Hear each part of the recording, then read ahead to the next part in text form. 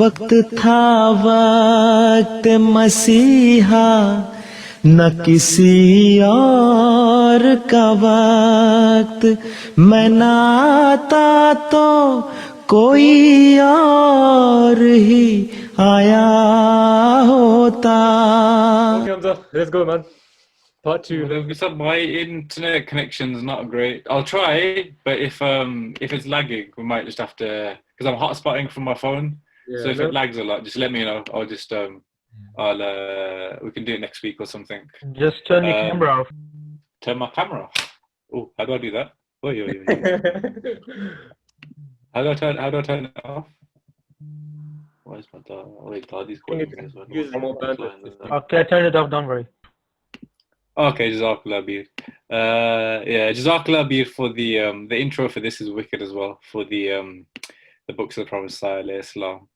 So Bismillah ar-Rahman ar-Rahim. So where we got to last time in the will, just a brief recap. It was published in 1905, purpose being that the Prophet Sallallahu death was nearing, it was imminent, and he'd received these divine revelations from Allah. And he also wanted his communities not to despair of his death, just to let them know that Khilafat would continue after he was, well, it would begin, sorry, after his passing, as promised to us in, I think, Surah Al-Nur, verse 56. And then he briefly, the last bit we got to was just, again, brief proofs about why Hazrat Isa didn't die on the cross, why he died a natural death. And I think the last bit we got to was there and on the earth shall you die, chapter 7, verse 26. And this is universal to all people, regardless of their status, their rank, their righteousness, whether it be a prophet or just a normal person. This is universal to all, that there and on the earth shall you die. Then he talks about signs of his truthfulness. As I mentioned right at the start of the book Divine Manifestations, which we went over, I think, start of May, the two prophecies about two earthquakes that would occur in the Punjab, the first in 1905 and the second on the 25th of February 1906, right at the start of the Easter, at the earliest time it could possibly happen. An earthquake struck, it struck with ferocity, it turned the earth upside down. Lots of this is recap from the first half. He's just going over the same points again in more emphasis. And again, the reason for these punishments was that man has become in love with the world. And you can see now in this day and age, we're engrossed in every type of sin. Anything you can think of that's against the Quran or the Bible or the Torah, where you see men or all human beings indulging in those sins on a daily basis. And then again, a warning and a comfort for all people that those who repent sincerely and try to reform and then don't go back to those evil deeds, they will be saved from divine punishment. And then he gets on specifically to the divine revelations for Beheshti Maqbara and for the purpose of wasiyat. I was shown a spot in a vision and was told, "This is the site of your grave." I saw an angel who was measuring the ground and arriving at a certain spot. And his grave was brighter than silver soil. And the angel said to him that this is your grave. And the name was given Beheshti Maqbara. And what we obviously know for those who've done wasiyat, that these graves of the people buried in this graveyard, it's of truly righteous people. And again, the urge was near, and the Prophet ﷺ decided that it was important to have this graveyard established very soon before his passing. And then at that time, it was a piece of land in Qadian near the Prophet ﷺ's orchard. And at that time, it was around just less than 1,000 rupees. And the emphasis was, like in all of his books, that those people who be buried in this graveyard will be those who truly, through their words and through their actions, gave precedence to faith of all worldly matters. And again, people who had adopted the highest moral values and were sort of, they got rid of all their negative influences, the negative characteristics and emotions. So hypocrisy, selfishness, being over suspicious of people, all these sorts of vices and sinful thoughts and acts, they had purified themselves of these things. And Beheshti itself means abode of those who go to heaven. And every kind of blessing is reserved for those people buried in this graveyard. And then come on to the conditions specifically. In that time, there was the Prophet ﷺ had a desire for more land to be extended apart from what had already been purchased. And he wanted trees to be built and a bridge to be built in that area as well. And the cost of that time was around 3,000 rupees. And his request was to those who wanted to be buried, to those who wanted to do wasiyat, that they must contribute to the expense of the maintenance of the graveyard. And the primary purpose again was that obviously at least 1/10 of one's property and income for the purpose of tabligh, so propagation of Islam, Quranic teaching, spreading the word of Islam to the masses. And a secondary measure for the use of this wasiyat was to help those in desperate need, so orphans, the poor and the needy, and new converts who were struggling financially or for whatever other reason as well. And we were all quite aware of the monetary side of it, but I think some of us sometimes we forget the third condition, which is to lead a righteous life and to abstain from all of the other acts which is prohibited. So again, that goes back to the 10 conditions of Bai'at, to control your emotions, to stay away from lustful inclinations, to ensure that this covenant is above all other worldly covenants. For example, we take very seriously our contracts for our employment. We know how important it is to abide by that contract of employment to receive an income. And Prophet ﷺ is saying that this covenant in the 10 conditions of Bai'at should be given higher precedence than all of those covenants that we do in our day-to-day lives. And another good thing was that even for those righteous people who didn't have the property or the means of income, they can also be buried there if they showed through their practical example that they had essentially become waqf zindagis or life devotees. And then prior to one's death, they should make a will if they decide in the latter part of their life that they want to do wasiyat, and it should be made in writing and entrusted to. And anyone living away from Qadian, their body should first be placed in a coffin and then brought to Qadian. And then again, emphasis on the purpose of the graveyard, the will of Allah, that such as have perfect faith should all be buried in the same place. And then just a bit in the appendix towards the end, until the completion of the graveyard, no one could be buried there until it had been made and it had fulfilled its requirements that the Prophet ﷺ desired. And for those who have filled the wasiyat form, we know that there has to be 2 witnesses in their writing. I think sometimes these are thumbprint and their signatures as well. So you have maybe your parent of yours, the Mal secretary, the guide, and the president of the Jamaat as well. And all of this document is entrusted to the Jamaat appointee who is in charge of wasiyat, and it's published in 2 newspapers as well for confirmation publicly that this person has done wasiyat. And then at the time of the person's death, there's a certificate that is given by the Jamaat appointee to this person, and this is evidence that this person has done wasiyat, and they are allowed to be buried in this graveyard.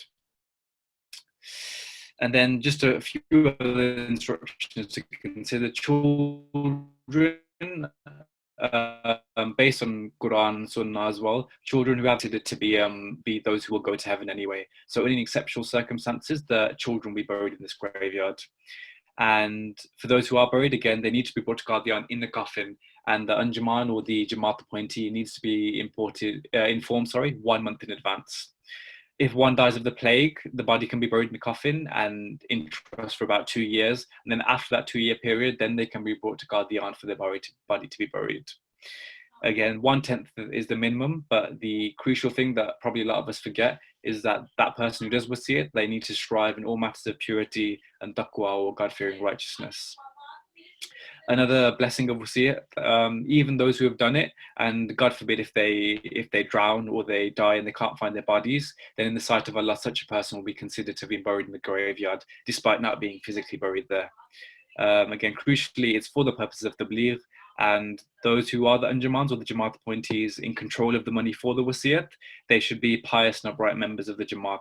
And another crucial thing, sometimes non-Ahmadi Muslims, the allegations against us are that, it's all about money sort of thing. And this is an example where if someone decides that they don't want to do wasiyat anymore and they want their money back and their property, the Anjuman, the Jamaat appointees, instructed that they should all be given all their property, all their finances back, as Allah isn't in need of anyone's wealth or property. Just to say that the blessing, it's for our benefit. It's not for God's benefit or for the Jamaat's benefit. The Jamaat will progress regardless. It's for our benefit to take part in the blessed scheme. And again, because the Anjuman who's in charge of wasiyat, such a person, he is essentially the deputy of the Khalifa or the representative of the Khalifa. So such a person, again, through their actions, have to show that they're giving precedence to faith over worldly matters. And I think at the time the headquarters of the Anjuman is Qadian, Murabi, so I'm not sure if it's still in Qadian. It may well be, but I'm not sure myself, the headquarters at the moment. And again, those who are the Jamaat appointees of the scheme of Wasiyat, they should be well versed in the Holy Quran, Hadith, and the Arabic language, so strong and good understanding of Islam and its teachings. And one quite rare thing that does happen, I don't know any examples myself personally, but anyone who, for example, if Hazur or some other righteous person has from like a committee has been informed by divine revelation or through a dream or a vision that such and such person cannot be buried in this graveyard, then in that case, then they can't be accepted for wasiyat. But I don't know of any examples myself, but then there may well be some. And then this final bit on one of the last few pages of the book, which is a really good summary of the purpose of wasiyat. And truly and sincerely do I say that the time is near when a hypocrite who out of his love for this world has evaded this commandment, meaning the commandment of wasiyat, will at the time of chastisement let out an anguished cry and say, would that I had given all that I possessed, all my movable and immovable possessions in the way of God, and escape this chastisement. Again, urging Jamaat members to participate in the scheme, because the time will come where we will regret it, where we will get not taking part in this better scheme. So it's for our benefit again, it's not for anyone else's benefit. And that's the crux of the two parts of the book. Jazakallah. Jazakallah, another book done and another book down, alhamdulillah. Hamza, I just wanted to quickly ask you, because I know you've freshly, signed your wasiyat form. Yeah. You just finished university, and alhamdulillah, you're going into your work soon. So, what caused you to, what pushed you to do wasiyat? And a lot of people, especially young people now, they say that we don't want to, we don't have enough money now, so why should we give wasiyat now? We'll do it later on when we're older. So what made you do it at a young age from now? To be honest with you, I was trying to do it a couple of years ago, but because of my Jamaat, my Tajneed, it was difficult to get all the signatures and things done. But maybe it wasn't the best time then for whatever reason. So alhamdulillah, I managed to get it done. I think, was it last month? I think Rafi Saab played a big part. I'd already read the will many years ago, but I reread it again just before and just around the time I was doing wasiyat, just to refresh my memory.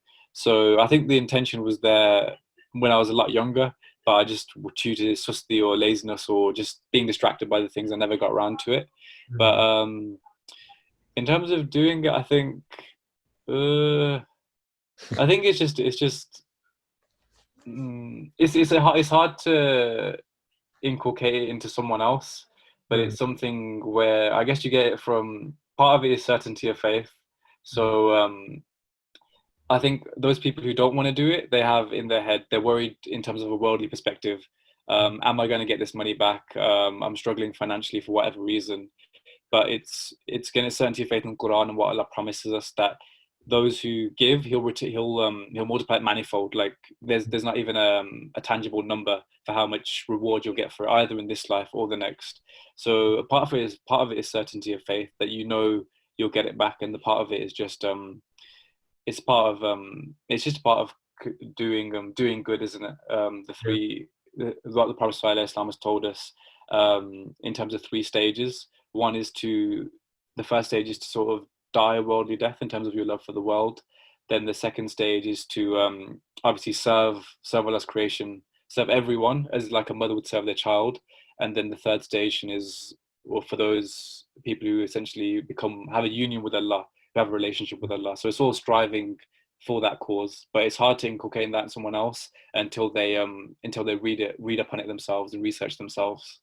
Yeah, and with me as well, during Jama, I tried doing the form so many times. Like when you send the form, it gets lost along the way, and you're waiting for that form to come back to say you're accepted as a Musi. One of my friends, even when he did this, he passed away. Then you mentioned at the end that righteous people get revelations, both if it's negative or if it's positive.